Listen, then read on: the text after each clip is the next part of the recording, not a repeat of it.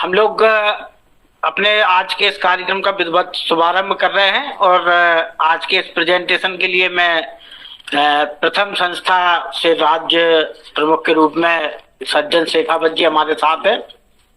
ये पूरा कार्यक्रम एफएलएन मेला जो पिछले सालों से आप लोग देखते आ रहे हैं, ये हम लोग प्रथम संस्था के सहयोग से इसको आयोजित करते हैं और ये जन शिक्षकों के माध्यम से भी आपको जिले में जो ट्रेनिंग करते हैं और आप सब शिक्षक साथियों के सहयोग से हम लोग एक डाटा भी कलेक्ट कर पाते हैं कि कितने पार्टिसिपेंट्स, कितने बच्चों ने पार्टिसिपेंट्स किया, कितने पालक उसमें उपस्थित हुए।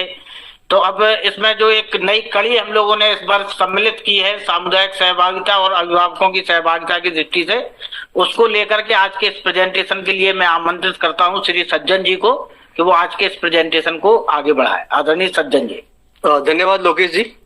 नमस्कार साथियों, सबसे पहले आपको शुभकामनाएं। जिस तरह से आपने लास्ट ईयर 2 मेले करे, उसमें जिस तरह का प्रतिसाद मिला, जिस तरह की सहभागिता रही, वो बहुत ही बेहतर थी और बहुत ही सराहनीय थी। उसी पृष्ठभूमि को लेके आप देख सकते हैं कि एफएलएन केवल पढ़ने लिखने तक संख्याओं तक ही नहीं है। इसमें ये जो कार्यक्रम हम कर रहे हैं उसमें समुदाय और अभिभावकों की बड़ी इसमें भूमिका है और ये भूमिका हमें एफएलएन के लक्ष्यों को हासिल करने में मदद करने वाली है। अगर इस साल का, जैसे लोकेश जी कह रहे थे, अगर हम देखें कि एफएलएन मेला किस तरह से संचालित होगा, तो नवंबर से ये गतिविधियां अब शुरू हो रही हैं और मार्च तक चलने वाली हैं। तो हर माह एक बैठक होगी, कार्यशाला होगी, जिसमें सभी अभिभावक शामिल होंगे, खास करके माताएं शामिल होंगी। तो उसमें कुछ भूमिका उनकी है, कुछ गतिविधियां वो घर पे करेंगी बच्चों के साथ में और विद्यालय में आके, स्कूल में आके बच्चों के साथ बातचीत करेंगे, अन्य बच्चों को दिखाएंगे। उसी प्रकार से शिक्षक हर महीने कुछ गतिविधियां करेंगे जिसमें पढ़ने लिखने की गतिविधियां होंगी, वो माता पिता के सामने होंगी, और ताकि जब समुदाय में बच्चे रहते हैं तब परिवार के लोग उनके साथ काम कर सकें। तो ये और 2 बार मेले होंगे, जिसका अभी पटवा सर ने भी उल्लेख किया था कि 1 दिसंबर में होना है और 1 मार्च में होना है। तो ये कंटिन्यूअस चलने वाला एक कार्यक्रम रहेगा जो आपकी सहभागिता से ही होना है। देखा जाए तो केवल पढ़ने लिखने ही नहीं है, बच्चों के बहुत सारे विकास है, शारीरिक विकास भी है, मानसिक विकास भी है और दूसरी चीजों का अवलोकन करना है। तो परिवेश में बच्चे कई चीजें सीखते हैं और ऐसे जो मेले जो आयोजित होंगे एफएलएन के, वो इन सब गतिविधियों के आधार पर ही होंगे। दूसरे अन्य जो क्षेत्र है उनको भी इसमें उनका मूल्यांकन किया जाएगा और बच्चे का जो समग्र विकास है वो इस मेले के माध्यम से हम देखने का प्रयास करेंगे। अगर ये अभिभावक सहभागिता मासिक कार्यशाला की बात करें तो जैसा पहले पूर्व में कहा कि हर महीने एक कार्यशाला होगी। वो 1 से 2 दिवस हो सकती है। शुरुआत के दिनों में आकर के शायद नवंबर में जब हम इस कार्यक्रम की शुरुआत कर रहे हैं तो शायद 2 बार बुलाना पड़ेगा। पहली बार में हम पूरे अगले 6 महीने तक क्या करने वाले हैं, किस तरह के विषय रहने वाले हैं, और इस महीने खास तौर पर घर पर माताएं क्या कर सकती हैं, कौन कौन से विषय होंगे, जिसमें बच्चों के पालन पोषण की बात भी है, बच्चों के शारीरिक विकास की बात भी है, शिक्षा भी है, स्वास्थ्य भी है। ऐसे मुद्दों पर थोड़ा उनको जानकारी देंगे। आपको याद होगा साथियों कि पिछले साल हमने मोहल्लेवार माताओं के समूह बनाए थे। हर एक समूह में एक लीडर माता का चुनाव किया था। तो वो ग्रुप, मुझे उम्मीद है कि वो एग्जिस्ट करते हैं। लेकिन इस साल नया सत्र शुरू हुआ है और कक्षा 1 में नए बच्चे आए हैं। तो उन माताओं को यदि आपने जोड़ लिया तो बहुत अच्छी बात है, अन्यथा कक्षा 1 में जो नए बच्चे आए हैं, इस वर्ष जो बच्चे आए हैं, उनकी माताओं को भी इस समूह में शामिल करना होगा। हो सकता है कि कोई टोला मोहल्ला ऐसा छुटा हो जहां कोई समूह ना बना हो, तो हमें वो समूह निर्माण भी करना होगा और वहां एक लीडर माता का चुनाव भी करना होगा। जैसा कि आप जानते हैं कि लीडर माता वो होती है जो अपना स्मार्टफोन जिसके पास है, जो उसके बच्चे कक्षा 1-2 के में पढ़ते हैं, ऐसी माता को चुनेंगे ताकि शिक्षक लगातार उनके संपर्क में रह सकें और जो व्हाट्सएप के माध्यम से या फोन के माध्यम से उनको बता सकें कि कौन कौन सी गतिविधियां हैं, कौन सी सामग्री आई है, वो साझा कर सकें। इसलिए ये एक बार पुनः देखना होगा कि हमारे समूह की स्थिति क्या है और अगर उनमें सुधार करना है या कुछ जोड़ना है नए सदस्यों को, तो वो जोड़ना होगा। अब जाते हैं कि ये मासिक जो कार्यशाला है, इसका शेड्यूल देख लेते हैं। तो ये जो मौल्यवान अभिभावक समूह निर्माण है जो पूर्व में बने हुए हैं, उनमें नई माताओं को जोड़ना या नए समूह बनाना, तो ये 11 नवंबर से 16 नवंबर के बीच में ये गतिविधि हो जानी अपेक्षित है। और इसी तरह से अगर ये मासिक कार्यशाला की बात करें तो ये 18 नवंबर से लेके और 23 नवंबर के बीच में आप बुला लें उनको, एक दिन के लिए बुला लें और उनको ये सारे वीडियो दिखा दें। वीडियो उनके साथ पूर्व में शेयर कर सकते हैं तो बहुत अच्छी बात है, जो आज आपके साथ यूट्यूब लाइव के डिस्क्रिप्शन में भी शेयर करे जाएंगे और आपके साथ शेयर भी किए गए हैं, तो ये आपके साथ शेयर कर दिए जाएंगे। एक मिनट थोड़ा सा लेट शेयर हो रही है, ना शेयर होती निकल ओके।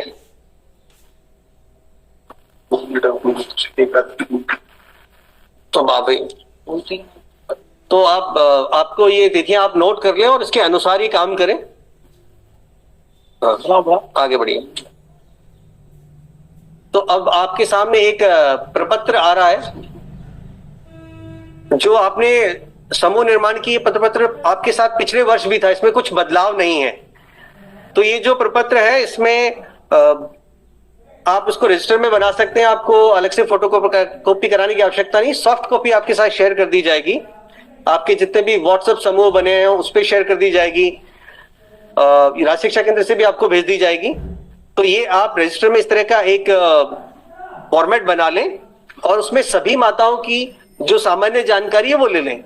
आपको बता दूं कि ये जानकारी केवल आप तक सीमित रहने वाली है, ये ना तो राज्य शिक्षा केंद्र को शेयर की जानी है ना कहीं और दी जानी है। तो ये जानकारी जैसे कौन माता है, उसके बच्चे कौन सी कक्षा में पढ़ते हैं, वो किस समूह से है, वो लीडर माता है या सदस्य है और उसकी पढ़ाई कितनी है, इस तरह की सामान्य जानकारी आप फॉर्मेट में नोट कर लीजिएगा। अब एक बताएं आगे, तो एक सैंपल आपको दिखाई दे रहा होगा कि जानकारी किस प्रकार से भरी जानी है। अब आगे आते हैं कि इसी प्रपत्र के नीचे इसके संकलन का एक सीट होगी। तो ये सीट आप देख सकते हैं कि इसमें कुल मौल्य कितने हैं, उसमें माताओं के समूह की संख्या कितनी है, माताओं की कुल संख्या कितनी है, उसमें स्मार्टफोन धारक माताएं कितनी हैं, उसमें कक्षा 1 में पढ़ने वाले बच्चे कितने हैं। तो ये केवल समरी आप जो आपको वेब लिंक भेजा जा रहा है राज्य शिक्षा केंद्र की ओर से, केवल उस वेब लिंक में ये सिर्फ समरी भरनी है। याद रहे किसी तरह का किसी बच्चे, माता, अभिभावक का नाम या फोन जैसी जानकारी शेयर करने की आवश्यकता नहीं है, केवल संकलित जानकारी भेजनी है। और एक बार ये जानकारी भेजने के बाद इस वर्ष इसको शायद अपडेट करने की आवश्यकता नहीं पड़ेगी, क्योंकि ये अभी वर्तमान शैक्षणिक सत्र है तो कोई बदलाव विशेष नहीं होंगे। तो ये जानकारी फिर आपकी उस लिंक में आपको हमेशा उपलब्ध रहेगी। इसका आपके साथ में QR कोड और वेब लिंक भेज दिया जाएगा, आपके पास शायद पहुंच भी गया होगा। और आज हम फिर देखेंगे, मैं इसको प्रथम के सदस्य भी आपके साथ शेयर करेंगे और राज्य शिक्षा केंद्र की तरफ से तो आपको भेजी जा रही है। तो ये QR कोड स्कैन करके भी आपको उसको ले सकते हैं। और इसमें एक डेमो दिखा देते हैं आपको कि किस प्रकार से ये जानकारी भरी जानी है। तो एक वेब लिंक आपके सामने खुल रहा है अभी। ये वेब लिंक आपको इसका एक्सेस डाइस कोड से मिल जाएगा। सिर्फ आपको डाइस कोड भरना है, टीचर लॉगिन में जाकर के आपको डाइस कोड भरना होगा। तो जैसे आप ये लिंक खोलेंगे तो इसमें टीचर लॉगिन दिखाई देगा, वहां सिर्फ आपको डाइस कोड डालना है। जैसे डाइस कोड डालेंगे तो आपके विद्यालय की तमाम जानकारी उसमें आ जाएगी कि जिला, आपका विकास खंड आदि जानकारी आ जाएगी। आपको केवल इसमें समरी भरनी होगी, जो आप माता समूह निर्माण का जो संकलन है नीचे की आपके स्कूल में कुल कितने समूह निर्माण हुए हैं, कितनी माताएं हैं, कितने बच्चे हैं, इस तरह की जानकारी, संकलित जानकारी आपको भरनी है। आगे बढ़ते हैं। अब हम जान लेते हैं कि अगली जो नवंबर में इस महीने जो नवंबर में कार्यशाला होनी है उसमें विषय वस्तु क्या रहेगी। तो आप देख रहे होंगे, आपको स्क्रीन पे दिखाई दे रहा है कि इसमें अभिभावकों के निर्देशन में कुछ गतिविधियां होनी हैं और शिक्षक के निर्देशन में कुछ गतिविधियां होनी हैं।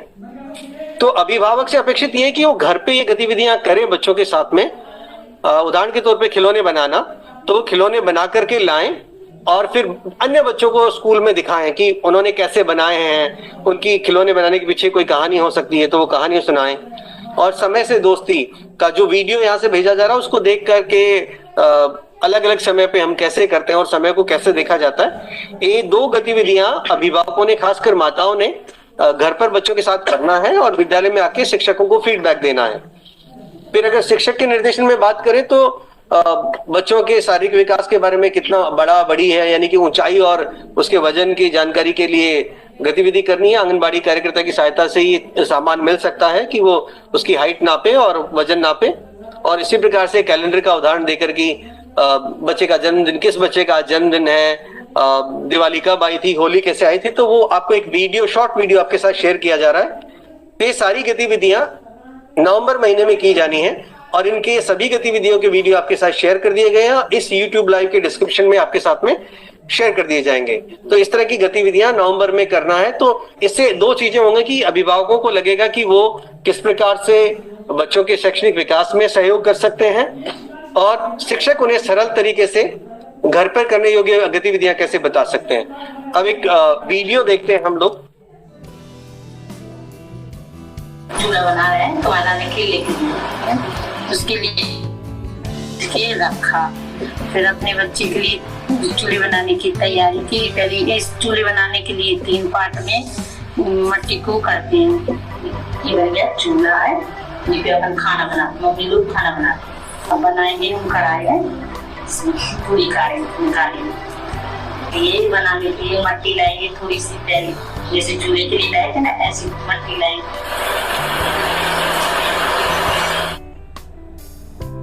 ऐसे आप तो बना दो, हमने सुनाओ जैसे बना दो। चलो आज अपन मिट्टी से खिलौना बनाते हैं। क्या बनाएंगे? अपन हाथी बनाएंगे। आपने हाथी देखा है? कहाँ देखा? जवाब दिया। हमने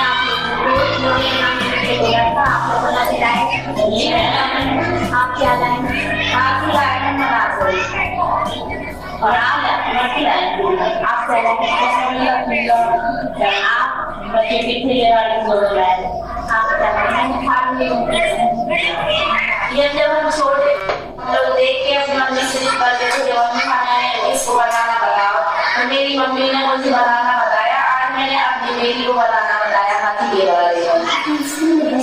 मैंने मटकी बनाई है। हम अपने गांव में जाते थे तो कुमार के घर में किस तरीके से मटकी बनाते, तो आज टाइम मिला तो अपने बच्चे के लिए बनाएंगे। चलिए, आप लोगों ने बहुत अच्छा बनाया। अब आगे ऐसा और बनाना, बच्चों से भी बनवाना। आप लोगों को कैसा लगा? बहुत अच्छा लगा। अगले महीने और अच्छे कुछ और अच्छा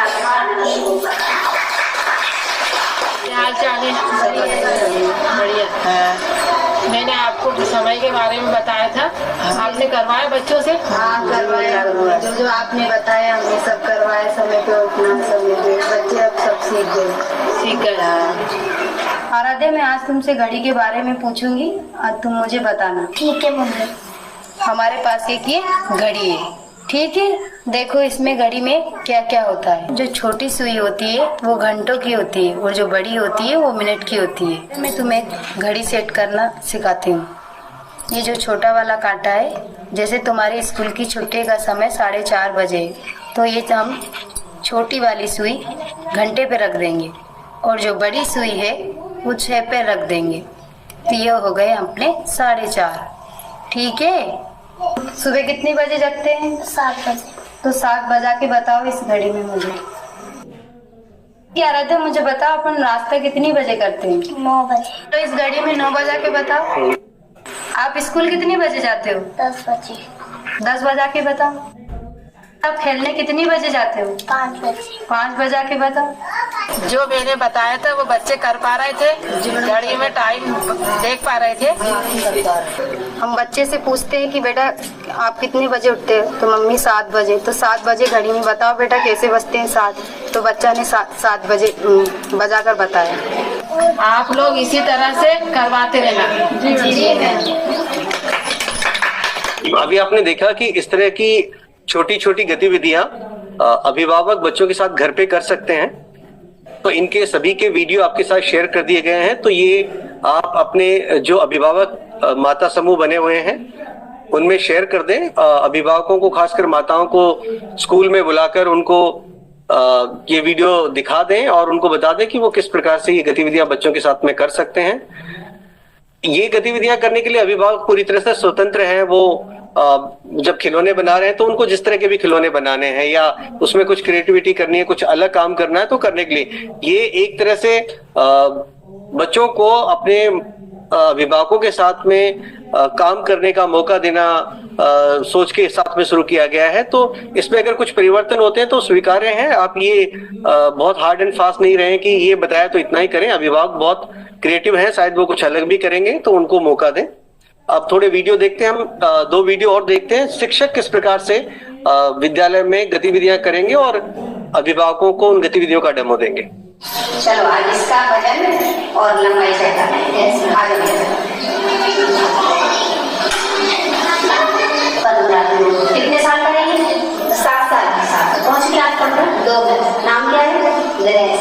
3 किलो वजन का है। इसका वजन होना चाहिए था 18 किलो से 23 किलो। इसकी लंबाई है 3 फीट 8 इंच। चलो आज इसका वजन चेक करते हैं। इसका वजन 15 किलो। कितनी उम्र है? 6 साल। 6 साल। इसका होना था 17 किलो से 21 किलो तक। आपकी ऊंचाई चेक करते हैं। इसकी है 3 फीट 8 इंच, जबकि 3 फीट 10 इंच के बीच होना चाहिए, तो इसकी ऊंचाई ठीक है। चलो अब इसका वजन चेक करते हैं। 15 किलो। इसका वजन है 15 किलो और 18 किलो से 23 किलो के बीच में होना चाहिए। इसका वजन कम है। आगे ना ऊंचाई ना इसकी पानी वाली पेट 6 इंच है, जबकि इसकी 3 फीट 10 इंच तक होना चाहिए। ठीक है। अभी आप लोगों ने क्या देखा? अभी हमने देखा कि हमारे बच्चे का उम्र और लंबाई के हिसाब से वजन कम पाया गया। अब क्या करना है? हमें अपने बच्चों का ध्यान रखना चाहिए, जैसे खाने पीने का ध्यान रखना चाहिए, उनको लाने दूध समय पर देना चाहिए। जैसे घर में कोई भी कछु भी हुए, जैसे फल फ्रूट, उनको अपने बच्चों का ध्यान रखना चाहिए। ठीक है, आप अपने बच्चों को टाइम पे समय पर खाना दो और उनकी लंबाई और वजन लिखवाते हैं। चलो आज इसका वजन और चलो एक गतिविधि करवाते हैं। आप लोगों ने ये देखा है? जी। सबको पता है क्या है ये? अच्छा, इसके बारे में मैं आपसे एक सवाल पूछूंगी, आपको बताना है। ये कौन सी तारीख है? 3 तारीख। तो इस महीने में कितने रविवार है? इस महीने 4 रविवार है। कौन कौन सी तारीख को है? 3, 10, 17, 24। इस महीने किसी का बर्थडे है क्या? मेरा जन्मदिन 29 तारीख को है। इसी तरह घर पे आपको बच्चों से पूछना है जी। कितने सोमवार है, कब किसका बर्थडे है, उनसे पूछना है तारीख कौन से दिन है।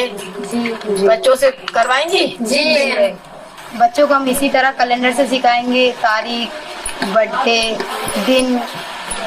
आप लोगों को कैसा लगा? बहुत अच्छा। बच्चों, इस कटोरी में चौक है, एक आप ले लो और आगे बढ़ा दो।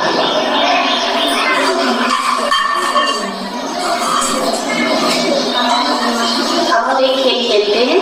मैं जितनी संख्या बोलूंगी उतने गोले बनाना है। 5 गोले बनाओ।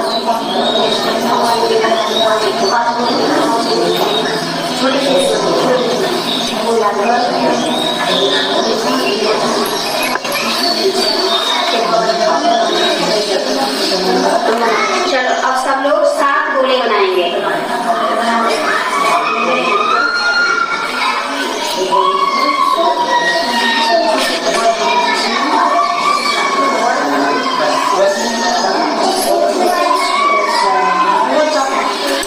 अभी हम लोगों ने बच्चों से 5, 7 ऐसे गोले बनवाए। ऐसा कुछ आप लोग घर पे करवा सकते हो?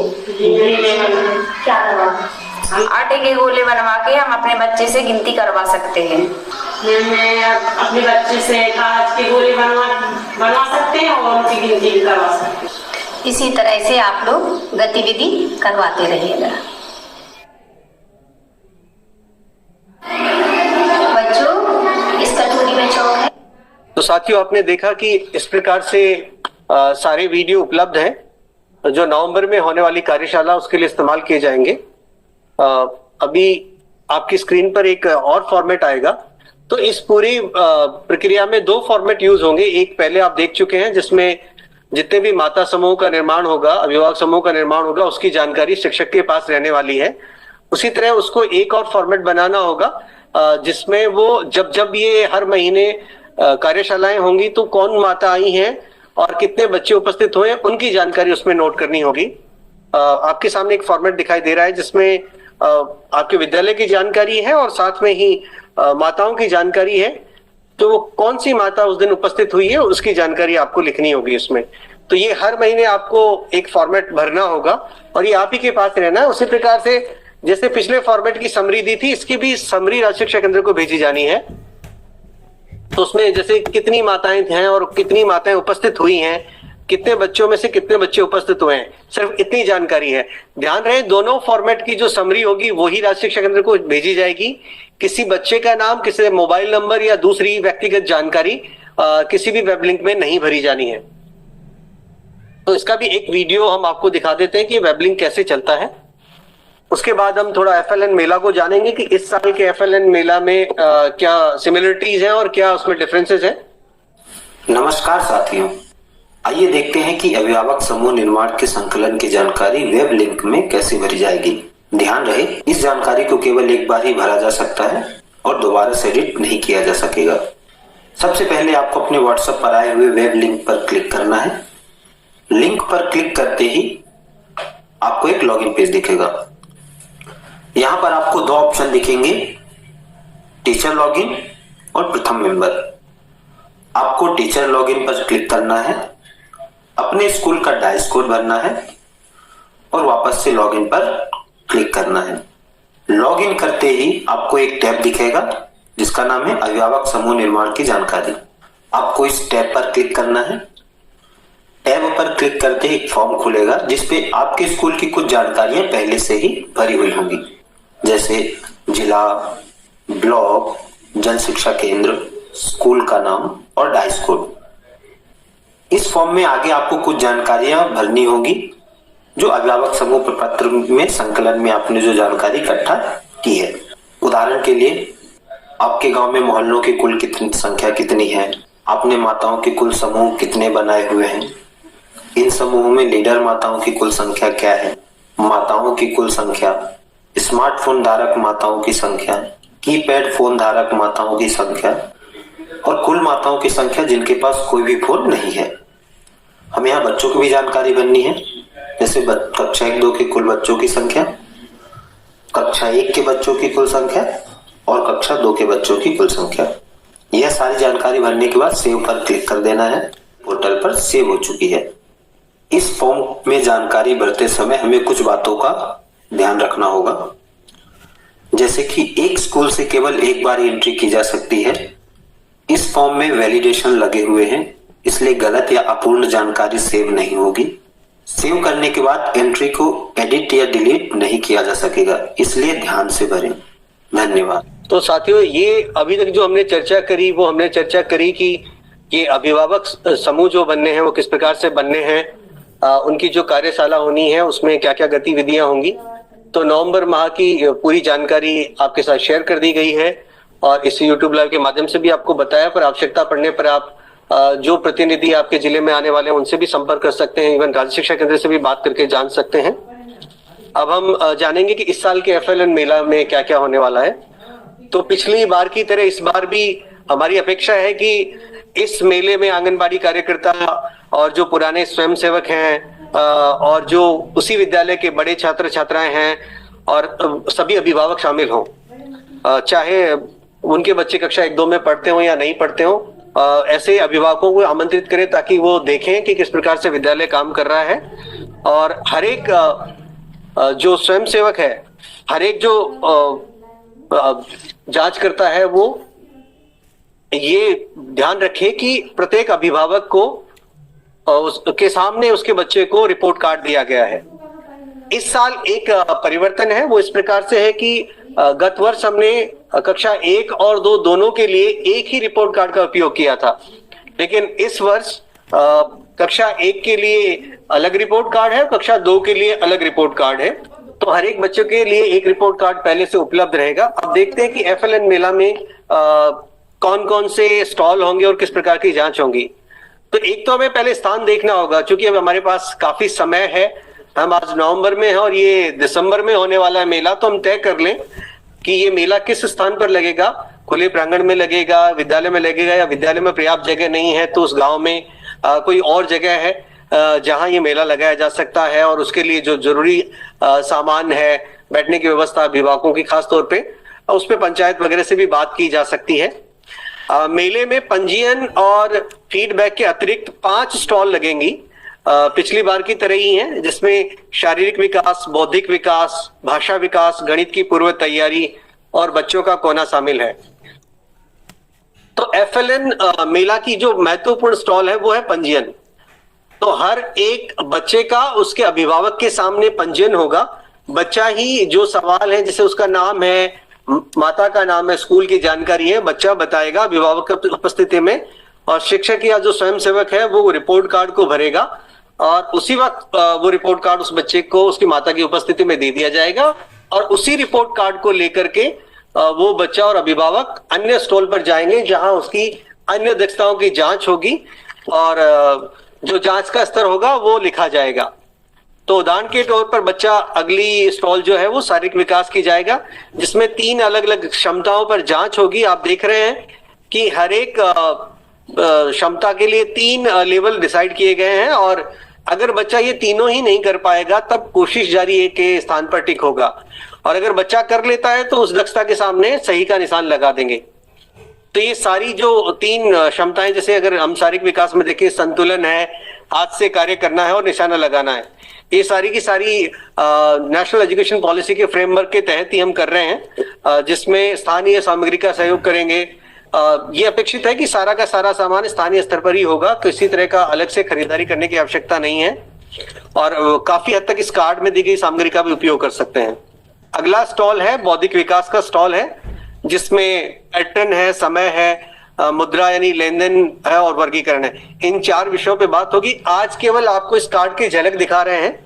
दिसंबर महीने में जब ये मेला होना है उससे पूर्व और प्रशिक्षण से पूर्व एक YouTube लाइव होगा, जिसमें इन सभी गतिविधियों के छोटे छोटे वीडियोज आपके साथ शेयर कर दिए जाएंगे, ताकि किसी तरह का कोई कंफ्यूजन नहीं रहे, और आपको अगर कभी भी मेले के दौरान भी उसको पुनः देखने की आवश्यकता हो, या स्वयं सेवक का जो ओरिएंटेशन करना हो, उसमें ये मददगार साबित होंगे। अगले पेज पर चलते हैं। तो जो अगला स्टॉल है वो है भाषा विकास का स्टॉल है, जिसमें पूर्व की तरह ही बच्चे की पढ़ने की जांच होगी, और एक बड़ा चित्र कार्ड या पुस्तक में जो चित्र है उसको दिखाकर चित्र वाचन भी होगा, चित्र में गतिविधियों के बारे में भी चर्चा होगी। इसी तरह गणित के स्टॉल पर गणित की पूर्व तैयारी के बारे में बातचीत होगी, जिसमें वस्तुओं को गिनना है, अंक पहचान है, संख्याओं के बढ़ते घटते क्रम है, जोड़ना घटाना जैसी गतिविधियां शामिल होंगी। आगे बढ़ते हैं। जो अंतिम स्टॉल है वो बच्चों का कॉर्नर है।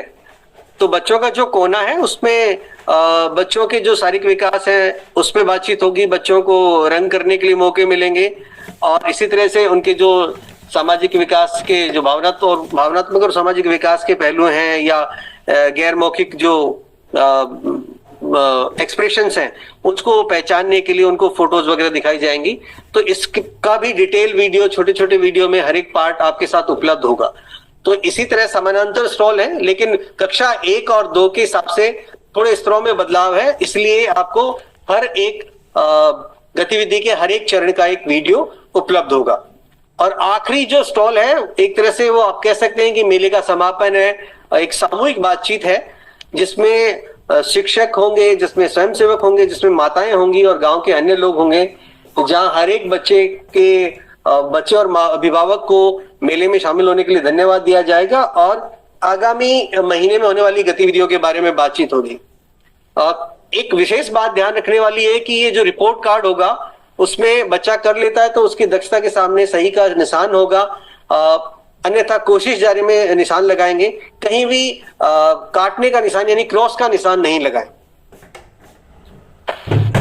अब आगे आते हैं कि ये सब प्रशिक्षण के बारे में थोड़ी जानकारी ले लेते हैं। तो पूर्व की भांति 2 चरणों में प्रशिक्षण होगा पूरे राज्य में। पहले चरण में 29 जिले और दूसरे चरण में 23 जिलों में होगा। प्रथम की तरफ से 2 सदस्यीय टीम प्रत्येक जिले में आएगी और 1 दिवस का ये प्रशिक्षण होगा। इसमें पूर्व की बात CSE, BSc और सभी अधिकारियों से को शामिल होने की अपेक्षा की जाती है। और यहाँ प्रथम की टीम डेमो करके दिखाएगी कि हर एक गतिविधि कैसे की जाती है और स्थानीय संसाधन कैसे इस्तेमाल करके इस मेले को सफल बनाया जा सकता है। ये प्रशिक्षण 1 दिवसीय जिला स्तर पर होने के बाद सभी जन शिक्षकों से अपेक्षित है कि वो अपने अपने जनशिक्षा केंद्र पर अपने जनशिक्षा केंद्र के सभी शिक्षकों को बुला करके उनका उसी तरह से डेमो देकर 1 दिन का प्रशिक्षण करें। हो सके तो आसपास की एक स्कूल में वो इस तरह का मेला आयोजित कर लें ताकि मेले के दौरान आने वाली कठिनाइयों से शिक्षक अवगत हों और अगर उनको कुछ समाधान चाहिए तो वो एक इकट्ठा सामूहिक रूप से वो डिसीजन कर सकते हैं। तो ये अभी फिलहाल नवंबर महीने में हमारा पूरा ध्यान माताओं के समूहों को उनका पुनर्निर्माण है, उनके साथ कार्यशालाओं पर है। और जो दिसंबर का महीना आएगा उसमें पूरी तरह से जो FLN का मेला होने वाला है उस पर पूरी चीजें आधारित होंगी, जिसमें जो YouTube लाइव होगा उसमें आपके साथ तमाम वीडियो शेयर किए जाएंगे। जिला स्तर पर 1 दिवसीय प्रशिक्षण होगा और फिर नियत तिथि पर FLN मेला होगा। और उम्मीद है कि इसी प्रकार से हम जिस तरह से हमने पिछले 2 FLN मेला को भरपूर सहयोग किया और सफल बनाया, उसी तरह से इन दोनों मेलों में भी हम इसी तरह से काम करेंगे और हर महीने जो माताओं की मासिक कार्यशालाएं हैं उनको सफल बनाएंगे, समुदाय को साथ ले आएंगे तो हम हमारे FLN के उद्देश्यों में भी सफल होंगे और हम अपने FLN मेला के आयोजन में भी सफल होंगे। मेरी तरफ से कंप्लीट हो गया है लोकेश जी, धन्यवाद। अब आप कंटिन्यू कर सकते हैं। साथियों, बहुत ही उत्साहजनक आज का ये YouTube लाइव रहा। लगभग 50,000 साथियों ने हम लोगों को लाइव सुना है। ये हम लोगों के लिए उत्साह की बात है कि हमारे शिक्षक साथी इस कार्यक्रम में रुचि ले रहे हैं। निश्चित रूप से पिछले जो 2 FLN मेले हम लोगों ने विगत सत्र में किए थे उसके उत्साहजनक परिणाम हम लोगों को मिले थे। अपेक्षा है कि इस बार जो नवीन अवधारणाएं हम लोगों ने सम्मिलित की हैं माताओं के समूह बना करके, उसको आप लोगों को एक बार लिंक देख लीजिएगा। आपको ये लिंक प्रत्येक माह भरनी है, प्रत्येक एक्टिविटी के लिए भरनी है। तो इसका विशेष ध्यान रखें कि हमारे शिक्षक साथी इस लिंक को अपडेट जरूर करते रहें। जो कि सज्जन जी ने बार बार कहा है कि इस लिंक पे कोई भी गार्जियन के मोबाइल नंबर या इस तरीके की पर्सनल जानकारी बिल्कुल भी नहीं भरी जानी है। केवल समय के डाटा जो आप है केवल उसको ही आपको एंट्री करनी है। आप उस लिंक को खोलेंगे, अपना यूडाइस कोड डालेंगे तो सारी चीजें प्रीफिल्ड आपको मिल जाएंगी। उसमें केवल आपको 3, 4, 5 चीजें, जो उपस्थित बच्चे कितने थे, माताएं कितनी थी, उस तरीके की जानकारी आपको केवल समरी के रूप में भरना है। तो इसको विशेष ध्यान रखें आप लोग कि वो हर एक्टिविटी के बाद हर मंथ में भरी जाएगी। तो उस लिंक को आप लोग भरते रहें ताकि आपके स्कूल का एक डाटा हमें मिलता रहे, हम समझते रहे कि कितने हमारे अभिभावक इससे जुड़ रहे हैं, कितनों को क्या अपेक्षाएं हैं। आप लोगों की जो भी अपेक्षाएं हैं उसको हम लोगों ने प्रथम का एक पत्र के साथ एक प्रथम के साथियों की एक लिस्ट भी जारी की हुई है, जो उस जिले में केवल प्रशिक्षण नहीं बल्कि वो उस जिले की आने वाली समस्याओं के लिए भी समाधान कारक जवाब भी वो देंगे। फिर भी कोई अगर आपको ऐसा लगता है कि राज्य शिक्षा केंद्र में किसी निर्देश की आवश्यकता है तो आप जरूर संपर्क करें। हम लोग मदद के लिए सदैव तैयार हैं। इस अपेक्षा के साथ कि हम लोग ये इस FLN मेले को और इस माता समूह में जो हम लोगों ने इस बार नया काम एक जोड़ा है उसके साथ हम लोग इसको नई ऊंचाइयां भी देंगे। और आने वाले समय में इसमें यदि आप लोगों की तरफ से कुछ और सुझाव हमें मिलते हैं, कुछ और इसके हमें अच्छे गतिविधियां आप सजेस्ट करेंगे तो उसको भी हम आने वाले समय में सम्मिलित करने का प्रयास करेंगे। जैसा कि सज्जन जी ने कहा भी है कि ये जो भी गतिविधियां हैं वो केवल सुझावात्मक हैं। इसके अतिरिक्त भी अगर अभिभावक, शिक्षक कुछ और जोड़ना चाहते हैं, कुछ और अपने स्कूल में करते हैं तो उसके लिए कदापि मनाही नहीं है, वो आप लोग जरूर करिए। नवाचार आप लोगों का अधिकार है, आप करते रहिए। और इस अपेक्षा के साथ हम लोग यहाँ विराम लेंगे कि आने वाले समय में एक नए माइलस्टोन के साथ हम लोग इस FLN मेले और सामुदायिक और पालकों की सहभागिता को सुनिश्चित कर पाएंगे। Thank you.